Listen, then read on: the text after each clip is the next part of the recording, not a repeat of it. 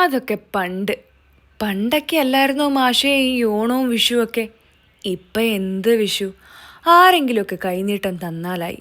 പണ്ട് വെളുപ്പിന് അങ്ങ് അമ്പലത്തിൽ നിന്ന് കണിയുമായിട്ട് വന്നിരുന്നു. ഇപ്പം അതൊന്നും ഇല്ലെന്നേ.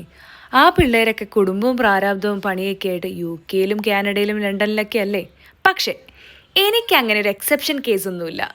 എന്ത് സെലിബ്രേഷൻ ഉണ്ടെങ്കിലും നല്ല കാര്യമായിട്ട് ഒറ്റയ്ക്കാണെങ്കിലും വെച്ച് വിളമ്പി ഉണ്ട് ആഘോഷിക്കുന്നത് എൻ്റെ ഒരു രീതിയാണ്. എനിക്ക് എസ്പെഷ്യലി വളരെ ഇഷ്ടമുള്ളൊരു കാര്യമാണ് സദ്യ. അങ്ങനെ ഒരുപാട് കൂട്ടം കറിയൊന്നും ഇല്ലെങ്കിൽ ചോറിൻ്റെ കൂടെ കഴിക്കാനായിട്ട് കുറച്ച് സാമ്പാറുണ്ടെങ്കിൽ എനിക്കിത് സദ്യ കഴിക്കുന്നതിന് തുല്യമാണ് കേട്ടോ. ആൻഡ് കാര്യമായിട്ട് അവിടെ സാമ്പാർ തിളയ്ക്കുന്നുണ്ട്. അതിൻ്റെ ഇടയ്ക്ക് നമുക്കൊരു വിഷുക്കണി അങ്ങ് വെക്കാം. ഞാൻ എൻ്റെ ജീവിതത്തിൽ ആദ്യമായിട്ട് വാങ്ങിക്കുന്ന ഓട്ടുരുളിയാണ് കേട്ടോ ആയിരിക്കണത്. ആൻഡ് ആദ്യമായിട്ട് വയ്ക്കുന്ന വിഷുക്കണി കൂടിയാണിത്. സാമ്പാറിൻ്റെ കാര്യം ഞാൻ മറന്നിട്ടൊന്നുമില്ല. പരിപ്പ് അവിടെ ഇരുന്ന് വിസിലടിക്കുമ്പം നമുക്കതേ കടുക് പൊട്ടിക്കാം. കടുക് പൊട്ടിച്ചിട്ട് അതിലേക്ക് ഈസ്റ്റേണിൻ്റെ സാമ്പാർ പൊടിയാണ് കേട്ടോ ഇടാറ്.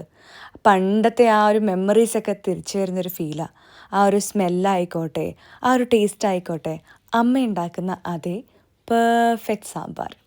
ഇനിയിപ്പം ഇഡ്ഡലി ആണെങ്കിലും ദോശയാണെങ്കിലും ചപ്പാത്തി ആണെങ്കിലും ചോറാണെങ്കിലും എന്താണെങ്കിലും സാമ്പാറുണ്ടെങ്കിൽ എനിക്കൊരു സദ്യ കഴിച്ച ഫീൽ തന്നെയാണ്.